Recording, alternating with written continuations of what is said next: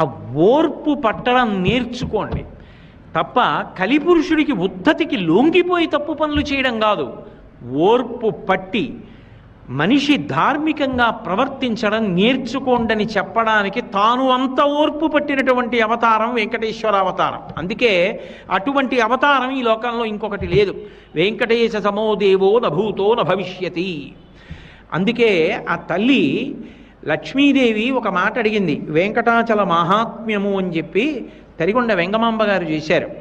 అయితే ఒక గ్రంథాన్ని పరిశీలించేటప్పుడు అది ఏ కాలంలో వ్రాయబడింది, ఎంత ప్రాచీనమైన గ్రంథం అన్నది ఎంత అవసరమో, గ్రంథకర్త ఎంత శక్తివంతులు, ఎంత భగవదానుగ్రహ సంపన్నులు అన్నదాన్ని కూడా పరిశీలించవలసి ఉంటుంది. తరిగొండ వెంగమాంబ గారు అంటే సామాన్యమైన వ్యక్తి కాదు. ఆవిడ భాగవతం చదువుతుంటే తన కథ అయినా సరే